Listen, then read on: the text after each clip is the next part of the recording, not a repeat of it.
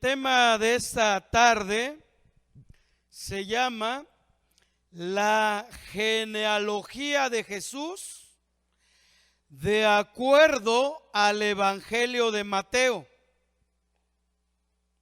Voy a repetir el tema: la genealogía de Jesús, pero de acuerdo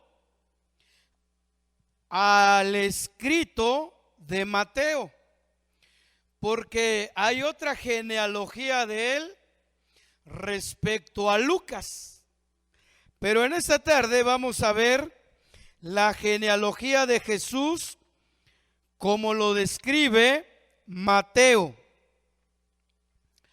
Ahora, una genealogía simplemente es una lista de antepasados. Cada uno de nosotros tiene una genealogía.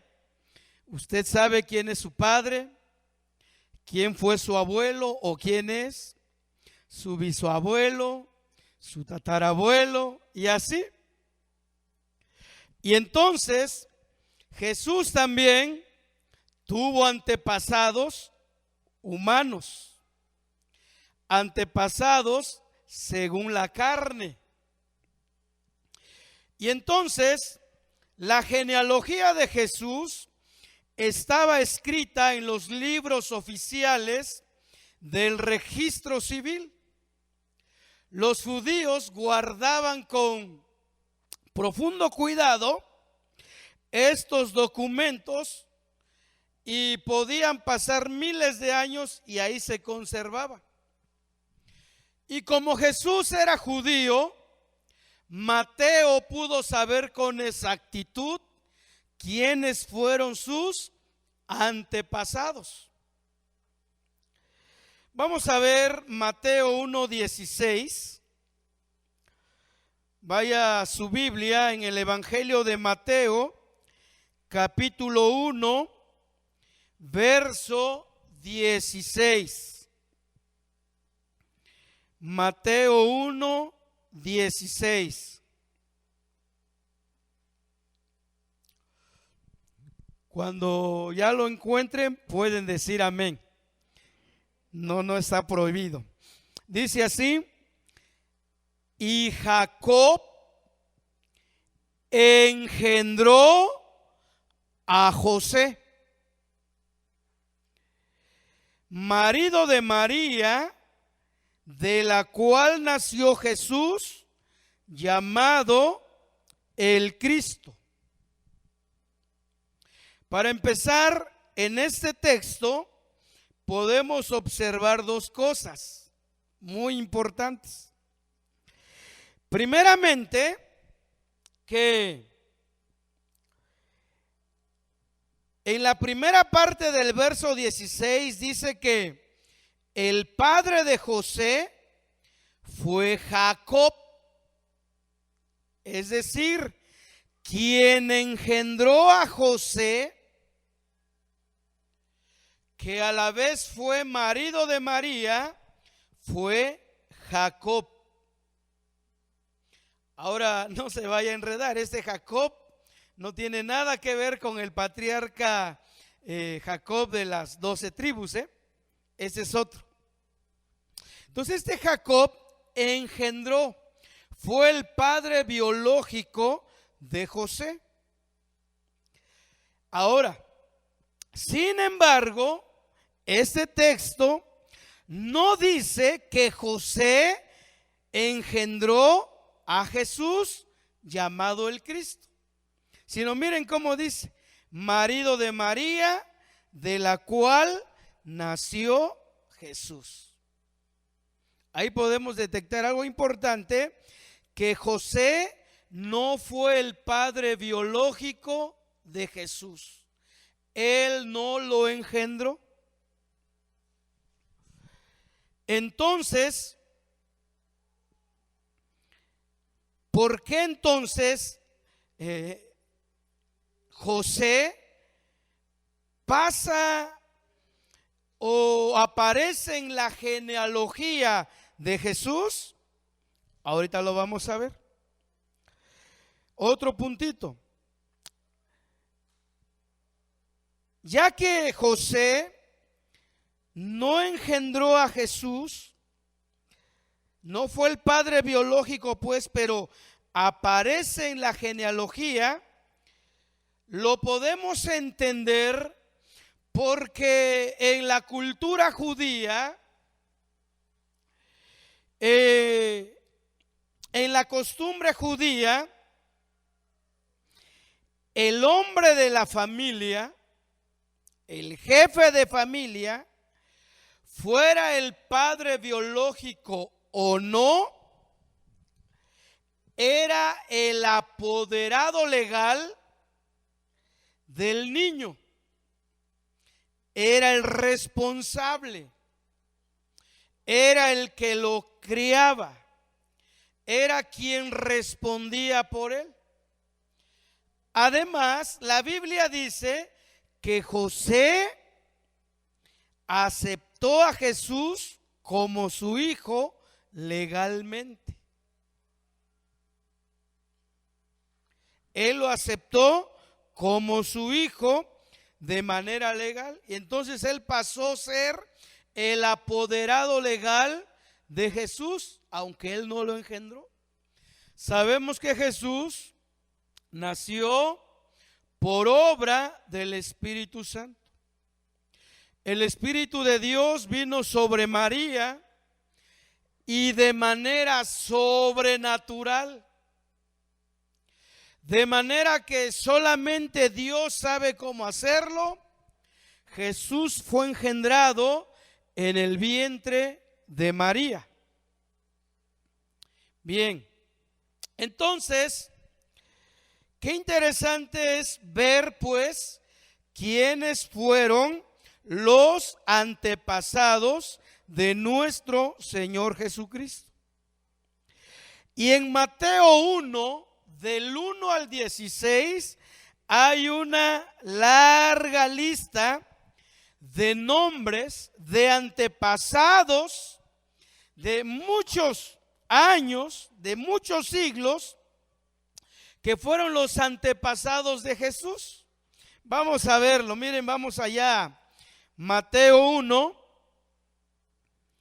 del verso 1 al 16. Ahí hay una lista de nombres que fueron precisamente los antepasados de Jesús. Ahí encontramos el libro genealógico de nuestro Señor Jesucristo, pero de acuerdo a Mateo. ¿Está bien? Ya que Mateo se remonta hasta Abraham y Lucas se remonta hasta Adán. Pero en esta tarde no vamos a ver a Lucas. Vamos a meditar aquí en Mateo 1, del 1 al 16. Dice ahí: libro de la genealogía de Jesucristo, hijo de David, hijo de Abraham. Abraham engendró a Isaac, Isaac a Jacob, y Jacob a Judá y a sus hermanos. Judá engendró de Tamar a Fares y a Sara, Fares a Esrón y Esrón a Aram. Aram engendró a Aminadab y Aminadab a Nazón y Nazón a Salmón. Salmón engendró de Rahab a Boz. Boz engendró de Ruth a Obed y Obed a Isaí. Isaí engendró al rey David y el rey David engendró a Salomón, de la que fue mujer de Urías. Salomón engendró a Roboán, Roboán a Abías y Abías a Asa. Asa engendró a Josafat, Josafat a Jorán y Jorán a Usías. Uzías engendró a Jotán, Jotán a Acaz y Acaz a Ezequías. Ezequías engendró a Manasés, Manasés a Amón y Amón a Josías. Josías engendró a Jeconías y a sus hermanos en el tiempo de la deportación a Babilonia. Después de la deportación a Babilonia, Jeconías engendró a Salatiel y Salatiel a Zorobabel. Zorobabel engendró a Abiud a Eliaquín y Eliaquín a Azor. Azor engendró a Sadoc, Sadoc a Aquín y Aquín a Eliub. Eliub engendró a Eleazar, Eleazar a Matán y Matán a Jacob. Y Jacob engendró a José, marido de María, de la cual nació el Jesús. Y Jacob engendró a José, marido de María, de la cual nació Jesús, llamado el Cristo. Esa es la lista que Mateo da de los antepasados de Jesús hasta Abraham. Pero Mateo lo simplifica muy bonito. Y miren lo que dice el verso 17. Él lo divide en 3 grupos para poderle entender mejor, ¿verdad? Y dice el 17, pues, de manera que todas las generaciones desde Abraham hasta David son 14. Desde David hasta la deportación de Babilonia, 14. Y desde la deportación a Babilonia hasta Cristo, 14. 3 grupos. De Abraham a David. De David hasta la deportación a Babilonia. Y de la deportación a Babilonia hasta Cristo. Lo simplifica en 3 grupos de 14 generaciones. De estos 4 nombres que da Mateo, 3 son de personas y 1 pues es de una ciudad. Abraham, David y Jesús son personas. Ya hemos escuchado de ellos. Y Babilonia pues era un país gentil. Bien.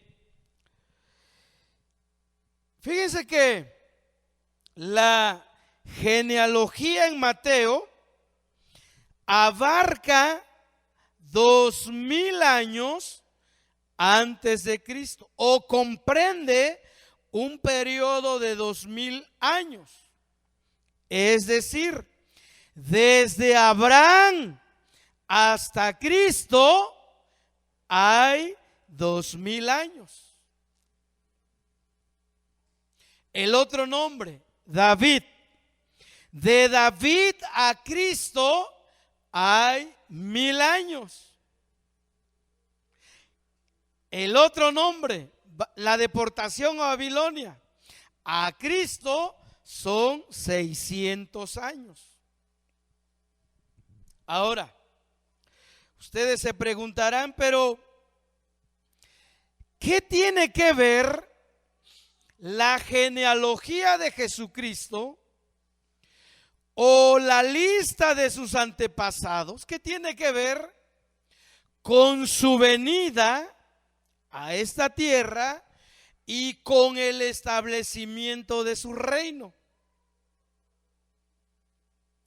¿Por qué comparto este tema, hermanos? Porque sabemos que vienen las, aunque están prohibidas, ¿no? Pero de todos modos la gente celebra, la gente recuerda, pero lo hace sin ningún conocimiento bíblico. La mayoría de la humanidad recuerda el nacimiento de Cristo, pero ni siquiera sabe quién es de bien a bien Jesús. Es más, la gente dice que celebra a Jesús, pero al fin de cuentas lo dejan fuera de su vida. Y ellos hacen su propia fiesta. Toman, beben, bailan, quebran piñatas, intercambian regalos, y Jesús pasa desapercibido. Pero la iglesia necesita saber quién es Jesús, de dónde viene, quiénes fueron sus antepasados. Entonces, la genealogía de Jesús nos sirve mucho para entender su venida y el establecimiento de su reino aquí en la tierra. ¿Por qué? Porque en la genealogía, hermanos, al ver nosotros la lista de sus antepasados, remontándonos hasta Abraham, podemos encontrar, fíjense, la promesa desde, claro, más antes, pero de acuerdo a Mateo, desde Abraham podemos encontrar la promesa de la venida de Jesús y el establecimiento de su reino. Desde Abraham. Todo tiene una historia, pues. Todo Dios ya lo tenía planeado. Y a medida que la historia caminaba en su curso, pues se fueron cumpliendo cada una de estas promesas. Vamos a ver a Abraham, como lo dice allá en el verso 17, de manera que todas las generaciones desde Abraham. Y vamos a ver qué dice la Escritura con respecto a este personaje y a la venida de Jesús y al establecimiento de su reino. Vamos a Génesis 17. Génesis 17, versos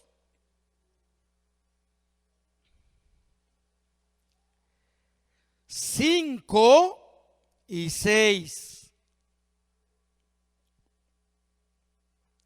Miren, desde Abraham se hablaba que de su descendencia saldrían reyes. Vamos a leerlo. 17:5. Dios le dice así a Abraham: y no se llamará más tu nombre Abraham, sino que será tu nombre Abraham, porque te he puesto por padre de muchedumbre de gentes. Acá hay un cambio en el nombre de este patriarca. Primero era Abraham sin H, que significa padre enaltecido. Pero Dios le dice: ahora serás Abraham con H, que quiere decir padre de multitudes. Recordando que en este momento Abraham no tenía hijo, no tenía descendencia, pero Dios iba a hacer un milagro en él y en Sara para que pudieran ellos procrear el hijo de la promesa. Verso 6 le dice: y te multiplicaré en gran manera y haré naciones de ti. Miren lo que dice la última parte. Y reyes saldrán de ti. Ahí está la promesa que de Abraham vendría un reino. Y desde luego, hermanos, pues esta promesa se cumplió.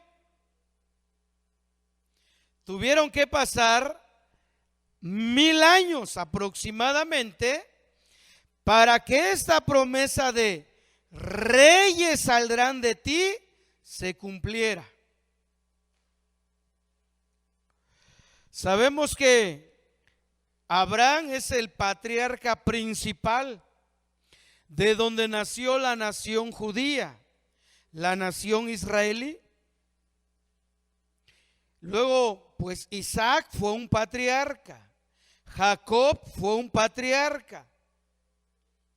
Luego vino Moisés como un líder de la nación. Luego Josué, muere Josué y Dios levanta jueces. Terminado el periodo de los jueces, pues Israel pide un rey y les es levantado Saúl. Pero de acuerdo a la escritura, Saúl fue desechado. Por eso Mateo marca la genealogía desde Abraham hasta David, 14 generaciones. Pero ahí está pues la promesa que fue dada a Abraham diciéndole: te multiplicaré en gran manera y haré naciones de ti y reyes saldrán de ti. ¿Hasta cuándo pues se cumplió esta promesa?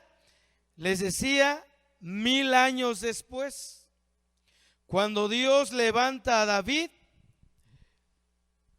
él mismo dice: alguien que es conforme a mi corazón.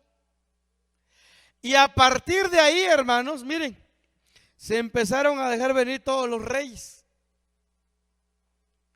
Ahora, no solamente de la línea de David,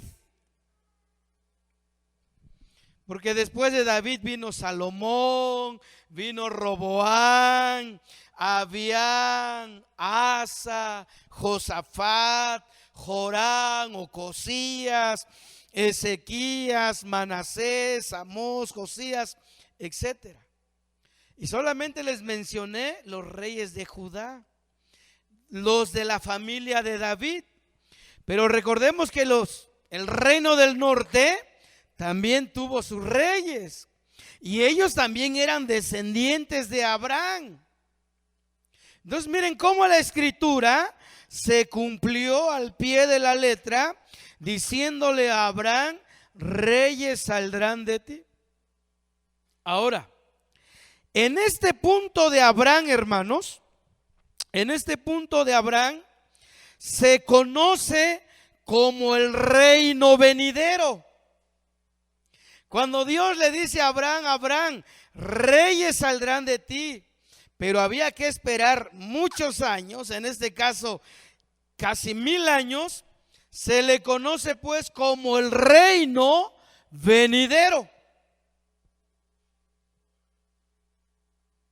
Porque había que esperar. Ya estaba la promesa, pero ahora había que esperar.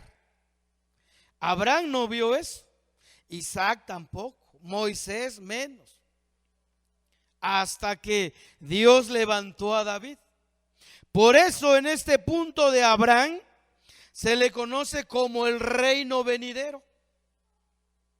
Dios había prometido que levantaría reyes, pero en específico había de levantar uno que su reino sería eterno, que su reino sería firme. Y desde luego que estamos hablando de Jesús. Entonces, antes de que Jesús naciera, 2000 años antes viene la promesa a Abraham. Sigamos.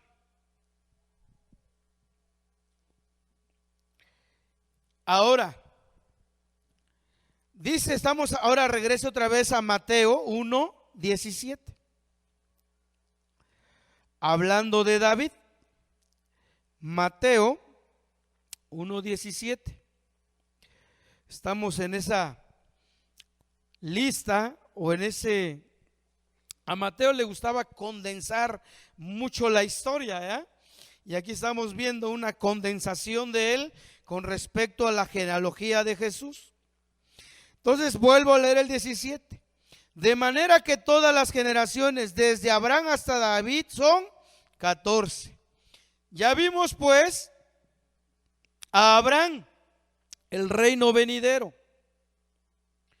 Tuvieron que pasar 1000 años para que se levantara David. Y por fin se levanta David. Sabemos la historia. Dios lo saca del anonimato y lo hace príncipe de su pueblo, Israel.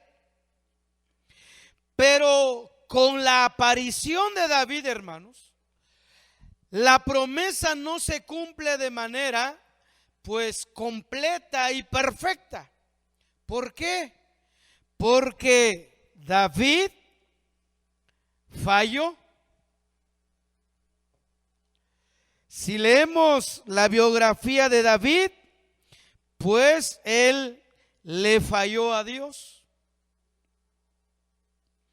Y no se diga todos sus descendientes. Salomón falló. Roboán falló. Es ahí donde el reino se parte. No se diga de Manasés. Manasés fue un rey que se atrevió a copiar la cultura pagana de su alrededor, y él también ofreció a sus hijos a un dios pagano, metiéndolos al fuego. Entonces, aunque Dios levantó reyes en el pueblo, no era la promesa perfecta a cumplirse. Y a este punto de reyes imperfectos se le llama el reino vacilante. El reino vacilante, es decir, no había equilibrio, no había firmeza. El reino era tambaleante. El reino siempre estuvo rodeado de problemas, de inestabilidades, de todo tipo. Y aunque se cumple pues la promesa que Dios le dio a Abraham de que de su descendencia saldrían reyes, aún así con David no era todavía el cumplimiento perfecto. Por eso le llamamos el reino vacilante. Desde David hasta Ezequías, que fue el último rey de Judá. A ese periodo se le conoce como el reino vacilante. Por ejemplo, el último rey de Judá, que fue Ezequías, le pasó algo desastroso, algo muy terrible. Los babilonios, delante de su rostro, en presencia de él, mataron a todos sus hijos. Y luego le sacaron los ojos. Y después lo llevaron preso a Babilonia. Así terminó el periodo del reino vacilante, que corresponde de David hasta Ezequías. Entonces se esperaba pues que viniera un rey de a de veras, el que tuviera un trono firme, estable. Pero sigamos. Estamos en Mateo 1:17. Vuelvo a leer el 17. De manera que todas las generaciones, desde Abraham hasta David, son 14. Ahora, desde David hasta la deportación a Babilonia, 14.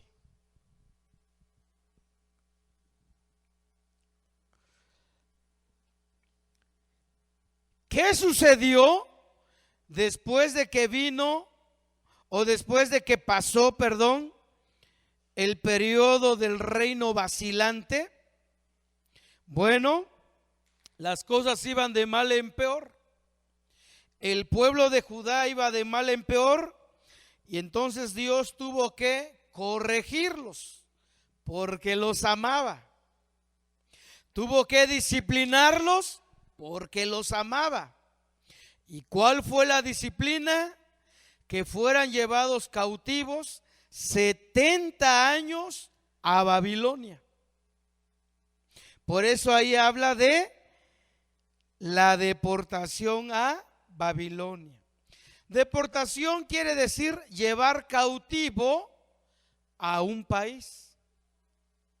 En este caso, los judíos fueron llevados cautivos o fueron deportados a Babilonia durante 70 años, principalmente por su pecado de idolatría, porque sus reyes, excepto David, y excepto Ezequías, y excepto Josías, no fueron tras los ídolos, pero el resto sí.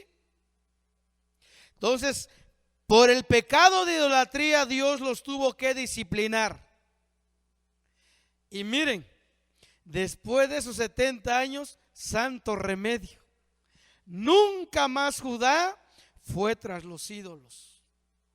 Al contrario, fueron más celosos que nunca con el culto a Jehová, con todo lo que tenía que ver con el templo y todo lo que Moisés les había enseñado. Y entonces pues viene este periodo de la deportación a Babilonia. Ya no hay reyes, están cautivos en un pueblo extranjero, en un pueblo gentil, pagano. Y a este periodo se le llama como el reino vacante, vacío. No hubo reyes. Ezequías fue el último. Entonces, a partir del año 600 no hay rey y se le conoce como el reino vacante, el reino vacío. ¿Ya? Entonces, hasta en Mateo 1:16 vemos el nacimiento del verdadero Cristo. Podemos verlo allá arribita, estamos allá, ¿verdad? En Mateo 1. Y vamos a volver a ver otra vez el 16. Dice ahí: y Jacob engendró a José, marido de María, de la cual nació Jesús, llamado el Cristo. Fue Cristo el cumplimiento completo y perfecto de la promesa que se le había dado a Abraham 2000 años antes del nacimiento de Cristo.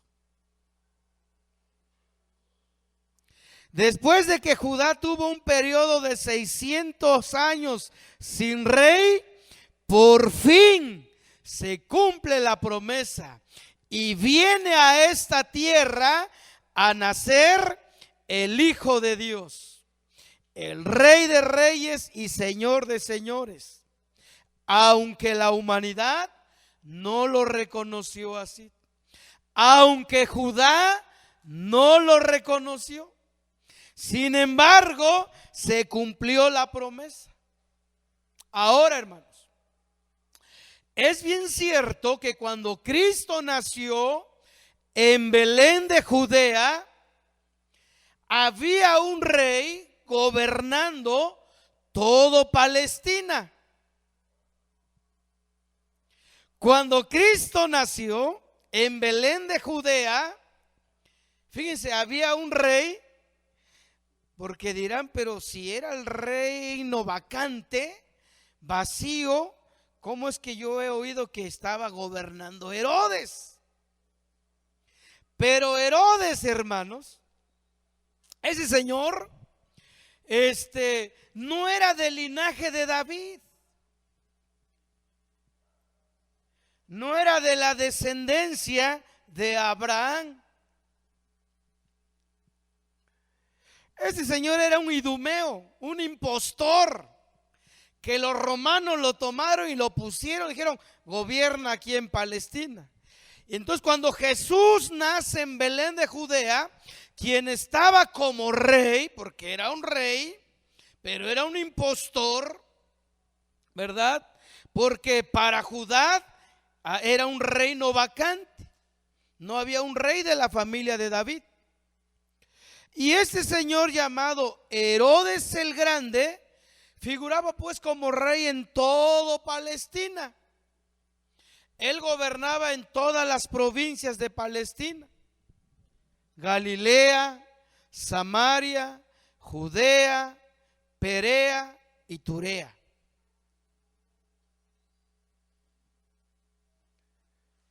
Y después de que muere Herodes el Grande, pues, como dicen, reparte el pastel entre sus 3 hijos.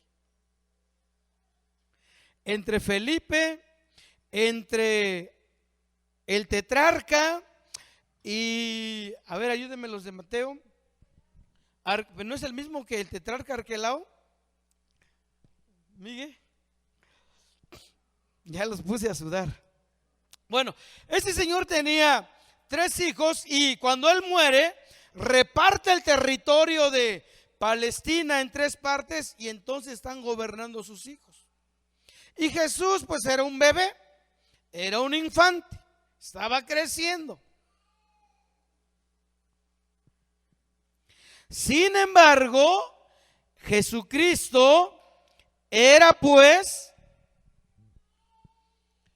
el rey que establecería su reino de manera firme, ya no de manera vacilante, ya no sin firmeza, sin equilibrio, no.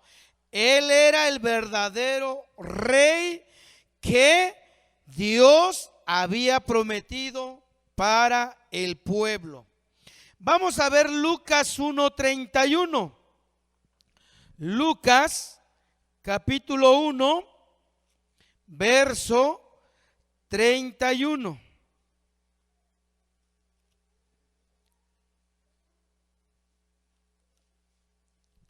Lucas 1:31.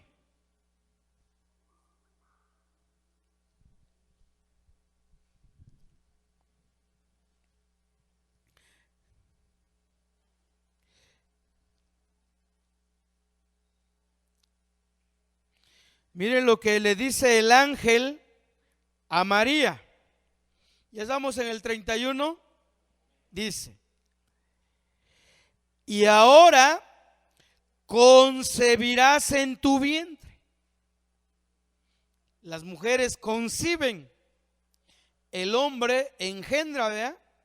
Por eso aquí el ángel es muy claro y le dice a María: y ahora concebirás en tu vientre y darás a luz un hijo y llamarás su nombre Jesús. 32. Este será grande, ya no como David, no como Salomón, ni siquiera como Josías o Ezequías o cualquiera otro de los reyes de Judá que estuvieron en el periodo del reino vacilante. Miren aquí las palabras tan firmes que el ángel le dice a María: este será grande y será llamado Hijo del Altísimo. Y el Señor Dios le dará el trono de David, su padre. Otras versiones dicen de su antepasado David.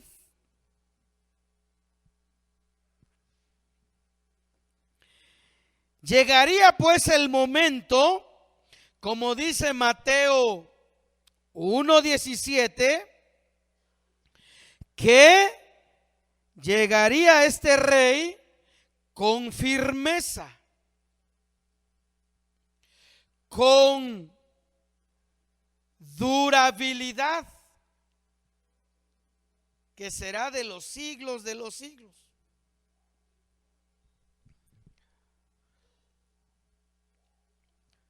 Sería grande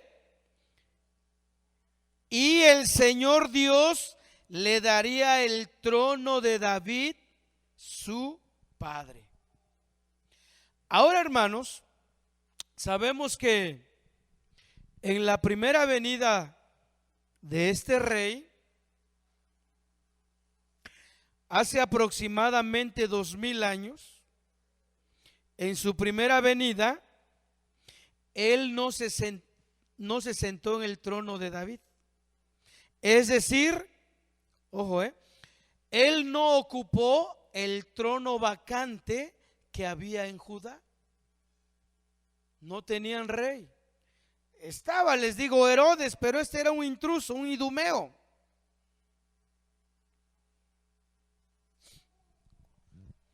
Pero Cristo en su primera venida no se sentó en el trono de Judá, donde se había sentado David, Salomón, Roboán, Ezequías, Josías, etcétera, etcétera.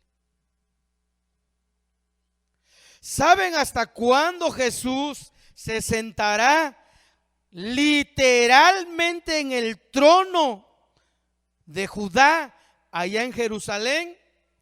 En su segunda venida. En su segunda venida, ahora sí vendrá como el Rey de Reyes y el Señor de los Señores. En su primera venida vino como Salvador. Por eso el ángel, tanto a José como a María, le remarcó el significado de su nombre, que el hijo que nacería sería llamado Jesús, y Jesús significa Salvador. En la primera venida él vino para salvar la humanidad, para que cuando ya fuere tiempo, él entregara su vida, pondría su vida voluntariamente en rescate de muchos.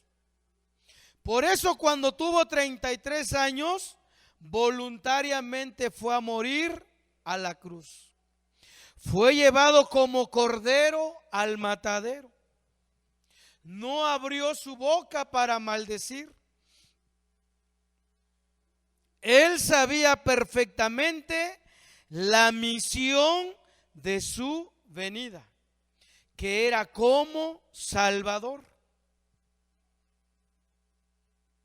Pero en su segunda venida, que ya está muy próximo, vendrá como el Rey de todos los reyes de la tierra y el Señor de todos los poderosos de la tierra, y tendrán que doblar sus rodillas ante ese Rey y ante ese Señor de señores. Fíjense, hermanos, que cuando estábamos viendo sobre la profecía de las 70 semanas, ya no me dio tiempo ver un versículo con ustedes, donde como en la primera venida Jesús desarrolló su ministerio, digamos, hasta donde le tenía que corresponder a esa primera venida. Y vamos a verlo, por ejemplo, ya que estamos en Lucas 4, Lucas 4, 16 en adelante. Y ya con esto vamos terminando. Lucas 4:16.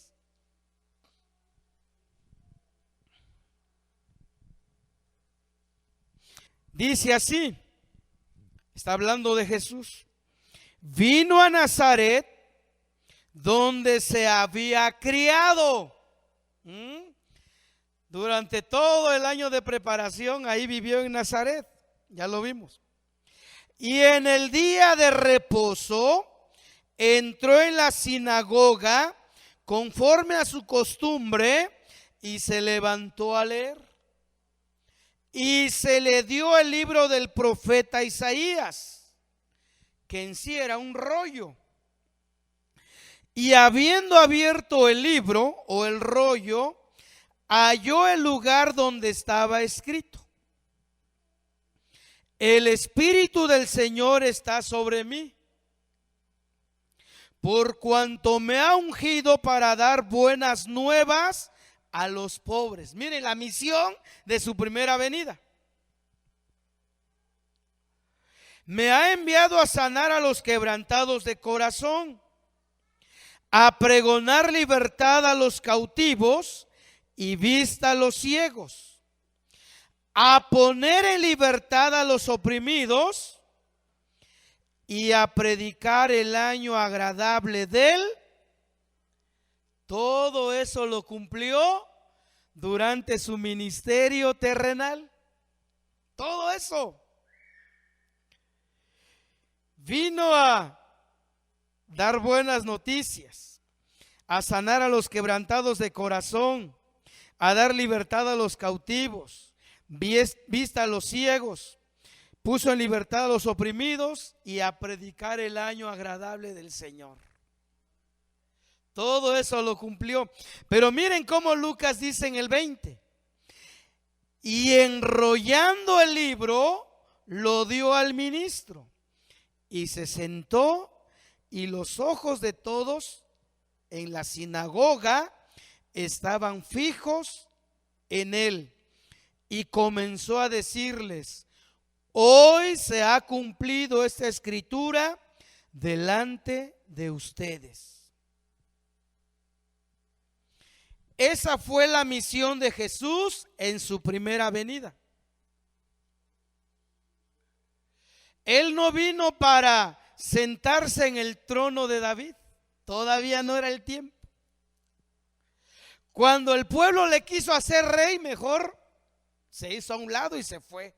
Dijo: no, ustedes no entienden, ahorita este no es mi tiempo para hacerme rey, porque lo querían hacer rey. Pero la misión de Jesús en la primera venida fue esta. Sin embargo, los que conocen la Biblia, la escritura original de Isaías no termina hasta ahí, hermanos. Miren, vamos a Isaías 60. Isaías,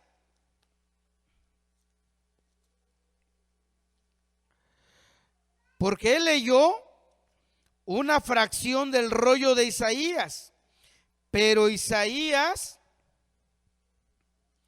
habló más.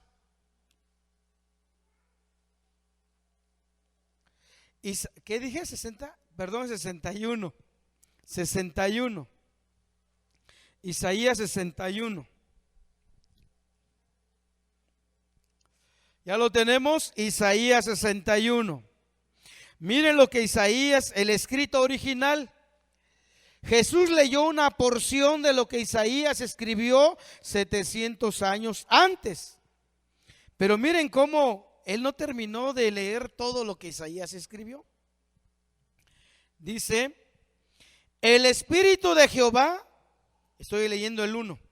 El Espíritu de Jehová el Señor está sobre mí, porque me ungió Jehová, me ha enviado a predicar buenas nuevas a los abatidos, a vendar a los quebrantados de corazón, a publicar libertad a los cautivos, y a los presos apertura de la cárcel, a proclamar el año de la buena voluntad.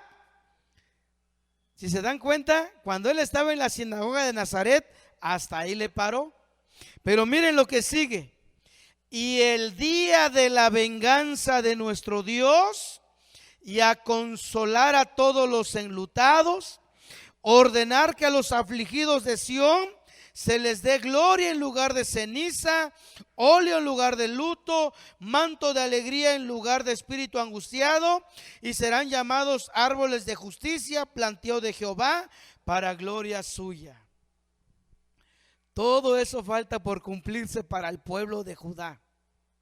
El Señor, cuando leyó en la sinagoga de Nazaret, leyó hasta proclamar el año de la buena voluntad de Jehová.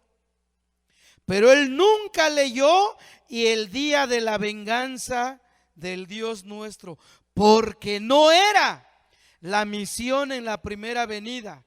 ¿Cuándo se cumplirá el día de la venganza del Dios nuestro? En su segunda venida. Ahora sí. En específico, ¿en qué momento y en qué punto? En la batalla del Armagedón. Cuando todos los reyes del mundo estén congregados alrededor de Jerusalén, aparecerá el Rey de Reyes y Señor de Señores y acabará con ellos. Y entonces Judá será libre de su aflicción. Sión, que es Jerusalén, será libre de su aflicción. Tendrán gloria en vez de ceniza, óleo de gozo en vez de luto.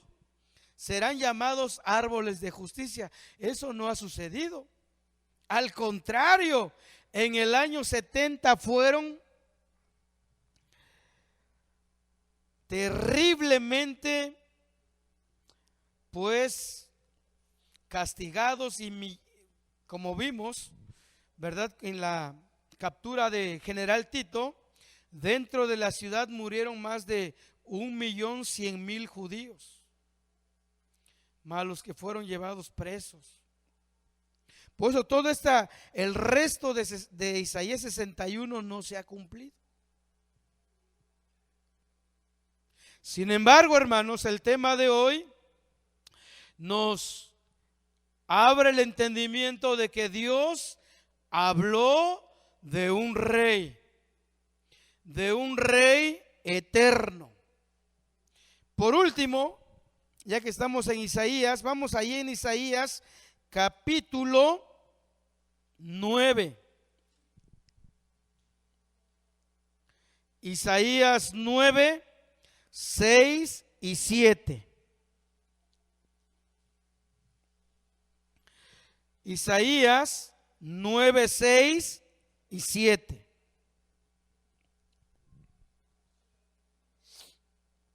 ¿Ya lo tenemos? Nuevamente el profeta, reconfirmando la promesa, la venida de un rey, pero que primero tenía que ser un niño.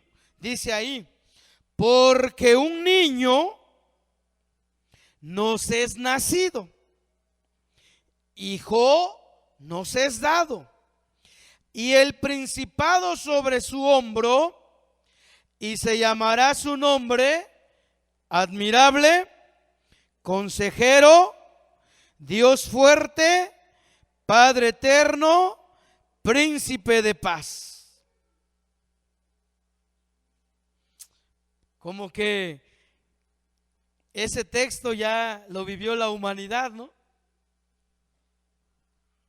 Ya vino el príncipe de paz, ya vino el consejero, ya vivió entre nosotros, vimos su gloria.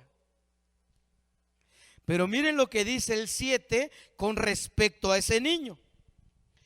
Lo dilatado, lo perpetuo, lo eterno de su imperio. Va a establecer su imperio en la tierra. Y la paz no tendrán límite. Eso apenas se va a cumplir. Sobre el trono de David y sobre su reino. Ahora sí, en la segunda venida, Cristo se sentará en el trono de Jerusalén como el Rey de reyes y Señor de señores, y gobernará con vara de hierro. Aún no se cumple eso. Sigue diciendo el texto: disponiéndolo y confirmándolo en juicio y en justicia desde ahora y para siempre. El celo de Jehová de los ejércitos hará esto.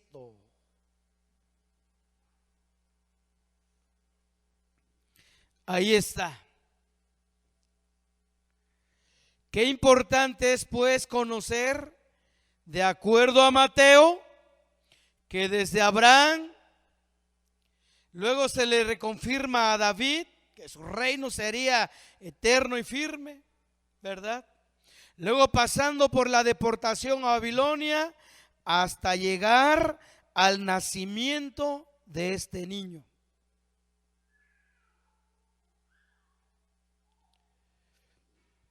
En el cual su imperio, su reino, su paz no tendrán límite. Y esto lo debemos de conocer nosotros, la iglesia, hermanos. La iglesia debe de saber todo este asunto con respecto a nuestro Señor Jesucristo. Hablar de cristología es extenso. Podríamos llevarnos entre 80 y 100 temas para hablar de cristología, es decir, un estudio profundo de la vida de Cristo. Pero mínimo tenemos que saber lo básico, ¿no? Lo básico. Como desde Abraham se cumple en David, pero aún no era el cumplimiento perfecto hasta que Cristo nació. Pero aún en su primera venida, Él todavía no se ha sentado como el trono de Judá allá en Jerusalén. Sin embargo, para la iglesia, para nosotros los cristianos, Cristo sí es nuestro Rey, ¿verdad que sí? Porque Él se ha sentado en el trono de nuestro corazón. Hay un reino espiritual, pues, suban los de la alabanza. Hay un reino espiritual que el Señor ha implantado en sus hijos, en aquellos que voluntariamente le cedieron el trono de su corazón. Y ahora Él debe de reinar en nuestros corazones. Él debe de ser nuestro Señor, el que dirige nuestros pasos, nuestra vida, nuestros asuntos. Él es nuestro Rey. Pónganse de pie.